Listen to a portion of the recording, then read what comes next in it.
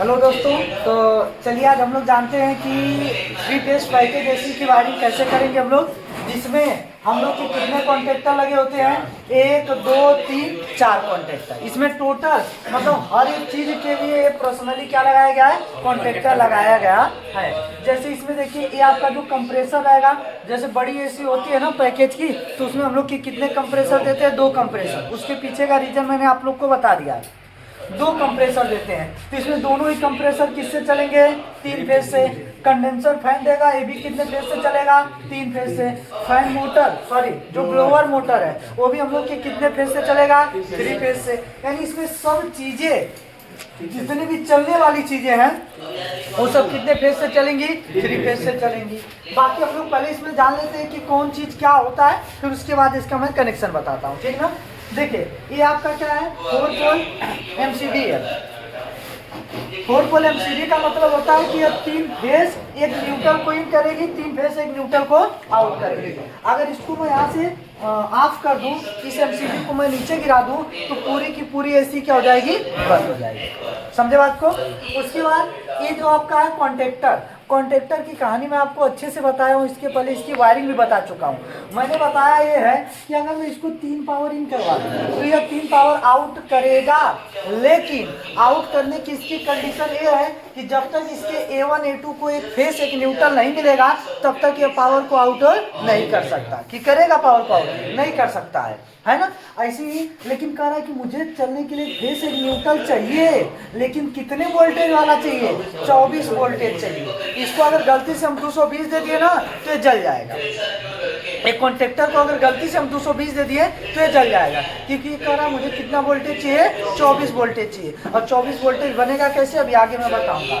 ये भी कॉन्टेक्टर है, ये भी कह रहा मुझे भी कितना वोल्टेज चाहिए, 24। लेकिन ये जो कॉन्टेक्टर है, ये कह रहा मुझे 24 नहीं, मुझे कितना वोल्टेज चाहिए, 220 वोल्टेज चाहिए। और ये वाला भी कॉन्टेक्टर कह रहा मुझे भी कितना वोल्टेज चाहिए, 24 वोल्टेज चाहिए। यानी इसमें 3 कॉन्टेक्टर को चलने के लिए 24 वोल्टेज चाहिए, और जो इसमें एक कॉन्टेक्टर है उसको चलने के लिए कितना वोल्टेज, 220 वोल्टेज चाहिए।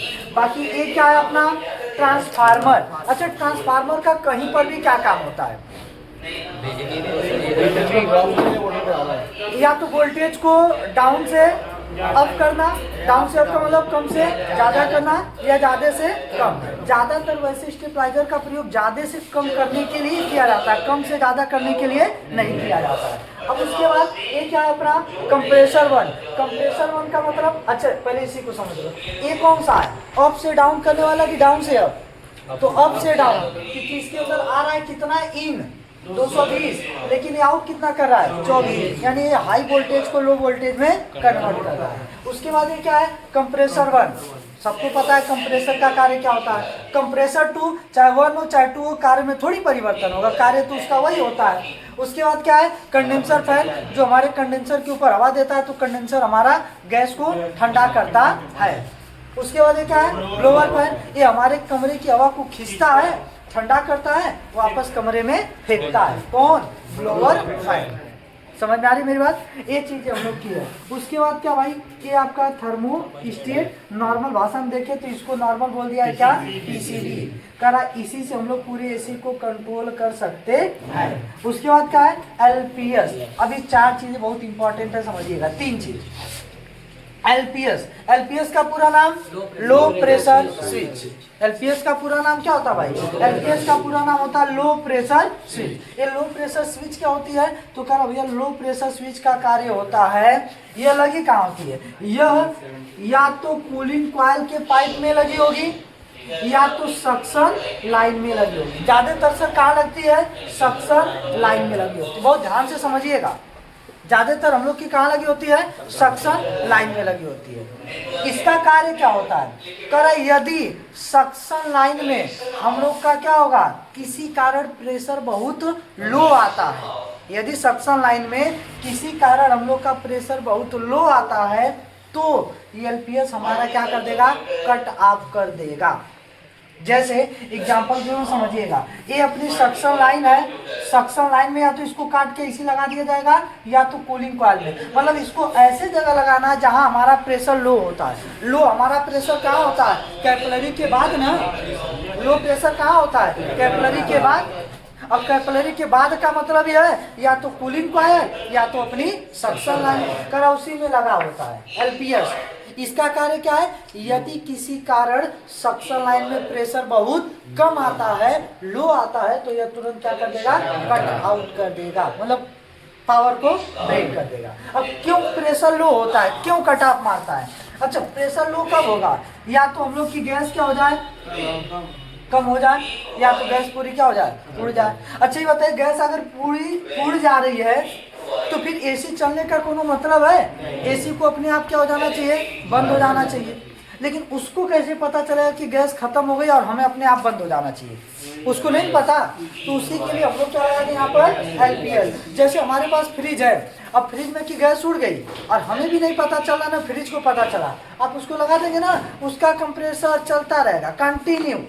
उसको पता नहीं कि गैस उड़ गई है, मुझे बंद भी हो जाना चाहिए, उसको नहीं पता है। लेकिन हमारे बड़ी बड़ी एसीयू में ये एलपीएस एचपीएस लगाया जाता है, तो ये बता देती है कि भैया देखो प्रेशर बहुत कम आ रहा है। प्रेशर मतलब कितना? लगभग मान लेते हैं एग्जांपल के रूप में 30 psi। कितना? एक एग्जांपल बता रहा हूँ। अगर 30 से ज्यादा है, ज्यादा कितना भी हो, ये नहीं कट ऑफ मार सकता, क्योंकि ये क्या है? Low pressure switch. ज्यादा पर ये नहीं कट ऑफ मारेगा। ये किस पे कट ऑफ मारेगा? लो पर। किसी कारण यदि प्रेशर हम लोग का 30 से क्या हुआ? कम हुआ, ये तुरंत क्या मार देगा? कट ऑफ कर देगा। क्लियर है मेरी बात? मैं क्या कर रहा हूँ? ये लगी कहाँ होगी? या तो हमारे कंप्रेसर के सक्शन लाइन पर या तो हमारे कूलिंग कॉइल में लगी होगी, इन दोनों में से किसी एक। अगली एचपीएस। एचपीएस का पूरा नाम क्या होता है भाई? एचपीएस का पूरा नाम होता है हाई प्रेशर स्विच। एचपीएस का हम लोग का पूरा नाम क्या होता है? हाई प्रेशर स्विच होता है। तो हाई प्रेशर स्विच का कार्य क्या होता है भाई? तो कह रहा है कि हाई प्रेशर स्विच का कार्य होता है, यह हमारे कंप्रेसर के डिस्चार्ज लाइन। हाई प्रेशर किधर होता है? या तो डिस्चार्ज लाइन या तो हमारे कंडेंसर में, या तो हमारे कंडेंसर में या तो हमारे किस लाइन में? डिस्चार्ज लाइन में। तो कह रहे यदि किसी कारण हम लोग का प्रेशर क्या होता है? हाई होता है, किसी कारण या तो कंडेंसर में लगी होगी एचपीएस या तो डिस्चार्ज लाइन। अब कितना हाई? एक लिमिट है। एक एग्जांपल जैसे 500 से ज्यादा, 500 से ज्यादा। एक एग्जांपल बता रहा हूँ, ये फिक्स नहीं बता रहा हूँ। ये कह रहा है कि यदि किसी कारण डिस्चार्ज लाइन में या कंडेंसर में प्रेशर 500 से ज्यादा होता है तो मैं तुरंत कट आउट कर दूंगा। मैं तुरंत क्या कर दूंगा? कट आउट कर दूंगा। यानी कि लो पर ये कट ऑफ मार देगा जब गैस कम होगी, और यदि गैस भरते भरते हम गैस ज्यादा भर दिए तो कौन कट ऑफ कर देगा? High pressure switch, HPS cut off कर देगा। एचपीएस कहाँ लगा होता है? डिस्चार्ज लाइन पर या कंडेंसर पर। समझ में आ रही मेरी बात? अब कितने पर कट ऑफ मार देगा? एक एग्जांपल 500 पे। अब कह रहा है कि ज्यादा कब होता है प्रेशर? कह रहा ज्यादा होने के 2-3 रीजन। पहला, 2 रीजन। पहला, गैस ज्यादा भर दिए। दूसरा, यदि चोकिंग ले ले सिस्टम, कैपिलरी अगर जाम हो जाए तो कंडेंसर की तरफ हाई प्रेशर बनने लगेगा ना। हाई प्रेशर यदि बनने लगेगा तो ये तुरंत क्या मार देगा? कट ऑफ कर देगा। समझ में आ रही मेरी बात? तो यानी एलपीएस क्या करेगा? हाई प्रेशर पर के लिए कट ऑफ मारेगा, और सॉरी एलपीएस लो प्रेशर पे कट ऑफ मारेगा, एचपीएस हाई प्रेशर पे कट ऑफ मारेगा। कोई दिक्कत? समझ में आ रही मेरी बात? कहाँ कहाँ लगे रहेंगे? ये 2 टाइप के आते हैं। एक हम लोग का आता है कौन सा? एक हम लोग का आता है मैनुअली, है ना। एक हम लोग का समझिए मैनुअली आता है, और एक हम लोग का कौन सा आता है? ऑटोमेटिक आता है। ये ऑटोमेटिक और मैनुअली का मतलब क्या है?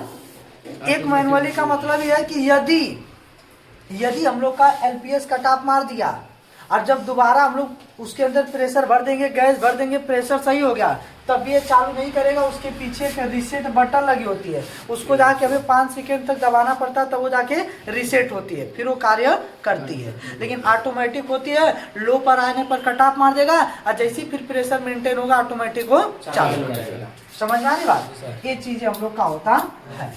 अब उसके आगे फिर हम लोग का क्या भाई? LPS HPS. ये है डिले टाइमर। डिले मतलब क्या होता है भाई? देर, बाद में, लेट, है ना। ये मतलब समझिए कि एक समय है, उसके बाद ही है आगे पावर देगा। जैसे एग्जांपल समझिएगा ध्यान से।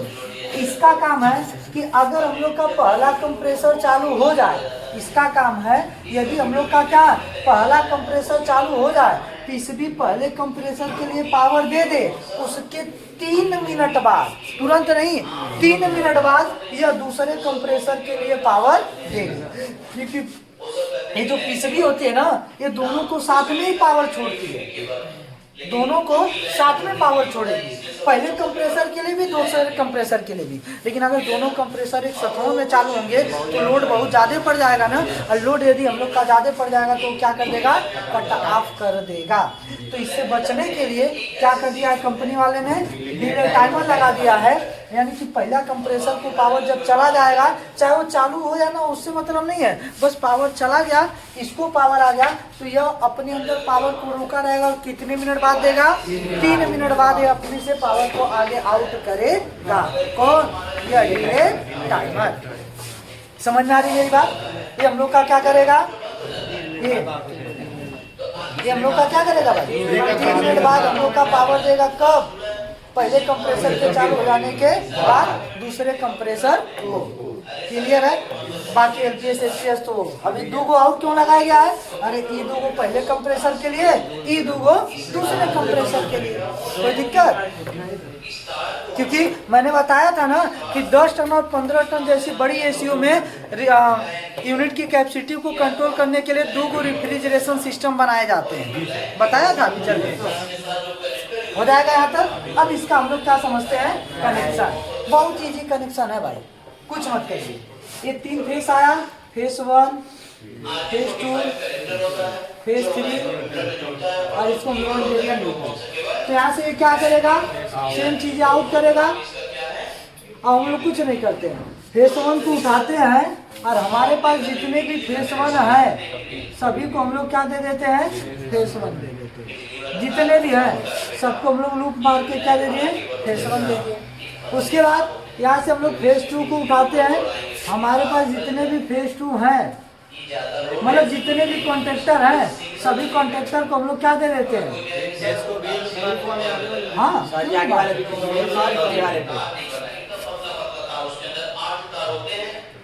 क्लियर है?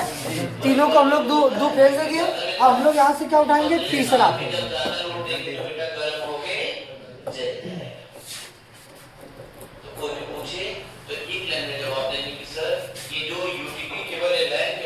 यहाँ तक सबको समझ में आ रहा है, कोई दिक्कत भाई? तीनों को हमने क्या दे दिया, 3 फेज दे दिया कि नहीं? जब तीनों को 3 फेज मिल गया तो 3 फेज को क्या करेगा, आउट करेगा। अभी कर नहीं रहा लेकिन करेगा हम लोग का। अभी करने की कंडीशन ये है कि इसके A1 A2 को क्या चाहिए, बिल्कुल करेगा भाई हम लोग का। इसमें यार प्रेजेंट टाइम में नहीं कर रहा, फ्यूचर की बात हो रही है। अब यहाँ सब 3-3 फेज से चलने वाले थे, ऊपर से 3-3 फेज सबको दे दिए। अभी किसी को भी पावर नहीं आ रहा है। पावर कब आएगा, जब ये मैग्नेट बनाएगा तब आएगा। लेकिन ये करा भैया, मुझे मैग्नेट बनाने के लिए चलिए एक न्यूट्रल यहाँ से दे दीजिए आप। इसके A1 को बाय दो, मैंने क्या दे दिया, न्यूट्रल।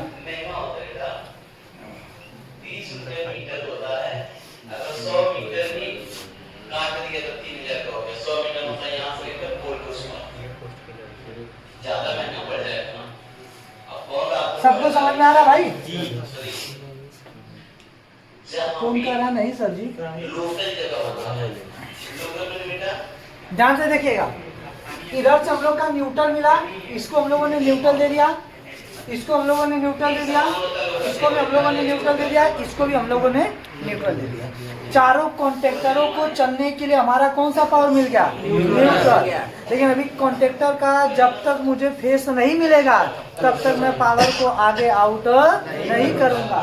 लेकिन यह कॉन्ट्रैक्टर की कंडीशन है कि मुझे कितने वोल्टेज वाला पावर चाहिए, 24। आप कहेंगे सर न्यूट्रल तो आपने डायरेक्ट दिया भाई ना, न्यूट्रल से मतलब नहीं है। अब जो हमारा फेस जाएगा उसका पावर हम लोग का क्या रहेगा, कम रहेगा ना, 24 वोल्टेज रहेगा। लेकिन ये बताइए अगर कहीं पर भी एक हम लोग फेस और एक हम लोग क्या लेते हैं, न्यूट्रल, तो वहाँ बनते हैं 220 वोल्टेज, ना कि 24। अब 24 कन्वर्ट कौन करेगा, उसके लिए हमारे पास क्या लगा हुआ है, ट्रांसफार्मर। हम लोग यहाँ से आउट करवा के एक हम लोग क्या दे देंगे, न्यूट्रल। एक इसको क्या चाहिए, फेस। और जैसे इसको एक फेस न्यूट्रल मिला तो यहाँ कितना वोल्टेज बन गया, अब 220 बना तो इधर से एक हम लोग का फेस और एक न्यूट्रल आउट हो रहा है, कितना वोल्टेज का, 24 वोल्टेज का। यहाँ तक क्लियर है।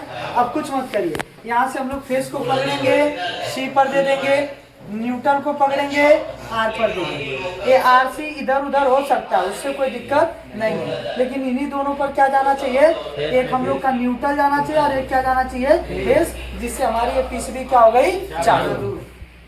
अब पीसीबी तो 24 वोल्टेज से चालू हो गई, अब ये क्या 220 आउट करेगी, नहीं। अगर इसके अंदर 24 वोल्टेज का पावर आ रहा है तो 24 आउट करेगी।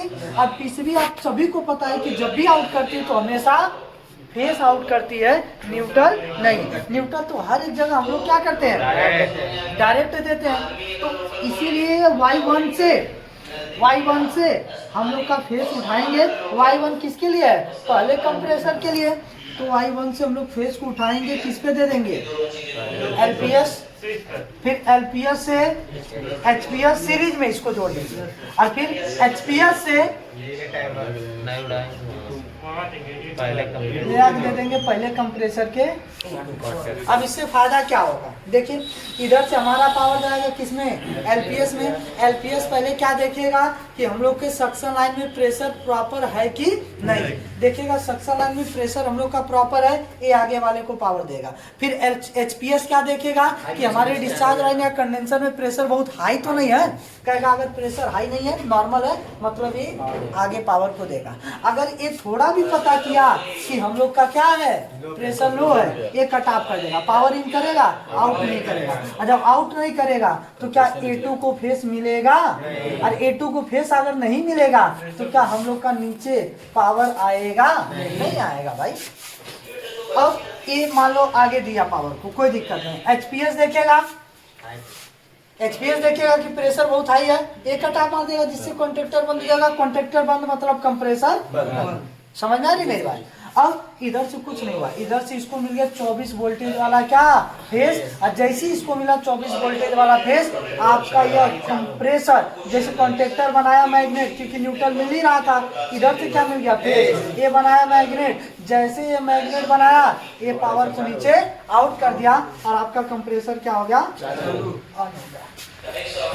अब दूसरा कंप्रेसर है, तो दूसरे कंप्रेसर के लिए Y2 से पावर हम लोग का उठेगा डिले टाइमर से फिर LPS से फिर HPS, और HPS से फिर हम लोग का आउट करके दूसरे कंप्रेसर को। ये भी कितने वोल्टेज वाला था, 24 वोल्टेज वाला था। समझ में आ रही मेरी बात। अब दूसरे कंप्रेसर पे डिले क्यों लगा, क्योंकि पहले कंप्रेसर के चालू होने के 3 मिनट बाद इसको चालू करना है ना, इसीलिए दूसरे कंप्रेसर पे हम लोग का लग गया, है कि नहीं भाई।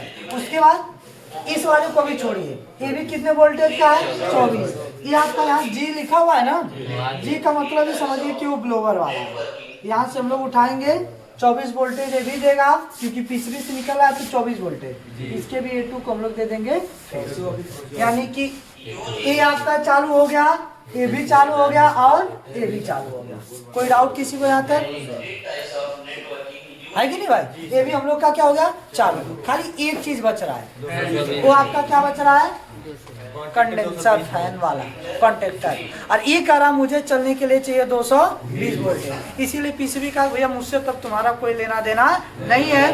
क्यों, क्योंकि मेरे अंदर कितने वोल्टेज का पावर आ रहा है, 24, तो मैं तुमको 220 कहाँ से, है कि नहीं भाई। यानी कि इसको फिर हम लोग ऐसे जगह से पावर दें जहां से इसको 220 वोल्टेज में। अब उसको भी देने की हम कंडीशन पहले समझ लेते हैं। अच्छा, कंडेंसर फैन का काम क्या होता है जी, कंडेंसर फैन का कार्य क्या होता है, कंडेंसर फैन का कार्य होता है कंडेंसर को ठंडा करना, है कि नहीं भाई। अच्छा, कंडेंसर गर्म कब होता है, जब उसके अंदर गैस आती है। अच्छा, कंडेंसर के अंदर गैस कब आती है, जब कंप्रेसर चलता है।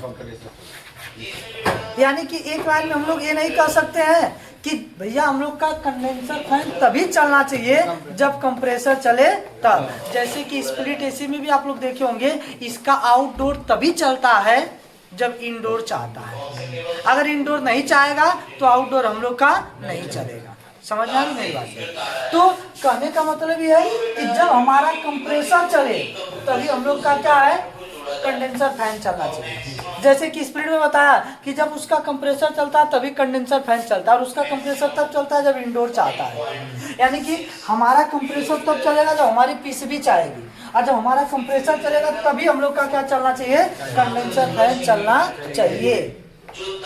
तो इसका जो A2 वाला पॉइंट है, इसका जो हम लोग का A2 वाला पॉइंट है, अच्छा मैं इसको इधर कर दूं क्या, थोड़ा सा इजी हो जाएगा क्या, मैं इसको यहाँ से न्यूटन दे दूं और इसको क्या चाहिए, कोई दिक्कत नहीं ना किसी को, क्योंकि दोनों में से किसी को भी हम लोग फेस न्यूटन दे सकते हैं। यानी कि इसको मैग्नेट बनाने के लिए क्या चाहिए, फेस चाहिए, और वो भी कितने वोल्टेज वाला, 220 वोल्टेज वाला। अच्छा अगर मैं इसको यहाँ पर दे दूं तो नहीं चलेगा ये, वो कितने वोल्टेज का पावर है, 24, नहीं चल सकता है। अच्छा अगर इसको मैं इसके ऊपर से दे दूं तो नहीं चलेगा, चलेगा, एनी टाइम चलता ही रहेगा, कभी वो बंद नहीं होगा, कंप्रेसर से लेना देना कुछ भी इसका नहीं रहेगा। इसको ऐसे जगह से दीजिए कि जब कंप्रेसर वाला कॉन्टेक्टर मैग्नेट बना के कंप्रेसर के लिए पावर दे तभी इसको भी पावर जाए। तो क्या मैं इसको यहाँ से नहीं दे सकता, इधर से लेके आऊं, इसके फेज 3 वाले पॉइंट से इसको दे दूं। अब क्या होगा, अब जब यह कॉन्टेक्टर मैग्नेट बनाएगा, कंप्रेसर के लिए पावर देगा, तभी तो हमारा यह कंडेंसर फैन भी चलेगा, नहीं तो ये चलेगा नहीं चलेगा। 24 वोल्टेज कौन गधा नहीं ना है, 24 वोल्टेज दे रहा है। अरे भाई मैग्नेट बनाने के लिए इसको 24 वोल्टेज चाहिए, ये जो नीचे आउट कर रहा है वो तो ऊपर वाला पावर नहीं आउट कर रहा है, ये दिमाग लगाओ आप। ये जो 24 वोल्टेज है ये किसकी क्षमता है, कॉन्टेक्टर की क्षमता है। ये पावर को इन आउट कौन सा पावर कर रहा है, ये हमारा 220 वोल्टेज वाला, यानी कि मेन फेस इन आउट कर रहा है ना। अरे वही बात आ गई कि हमारा कंप्रेसर किससे चल रहा है, डायरेक्ट वाले से, लेकिन कंट्रोल किससे हो रहा है, पीसीबी वाले से। स्प्लिट में बताया था ना। अभी बताइए कि इसमें इन कौन सा कर रहा है, डायरेक्ट वाला पावर, तो आउट कौन सा करेगा, डायरेक्ट वाला। हमारी पीसीबी पर लोड पड़ेगा नहीं पड़ेगा। हमारे कॉन्टेक्टर को केवल मैग्नेट बनाने के लिए कितना वोल्टेज आ रहा था, 24 वोल्टेज आ रहा था। तो अब ये जब इन आउट कर रहा है तो ये मेन पावर इन आउट कर रहा है ना। तो अगर मैं इसको यहाँ से दे दूंगा तो इसमें हमारा 220 वोल्टेज का पावर जाएगा कि नहीं जाएगा, क्योंकि न्यूट्रल तो डायरेक्ट मिल रहा है, इसको फेस इधर से मिल गया। हाँ 3 मिनट बाद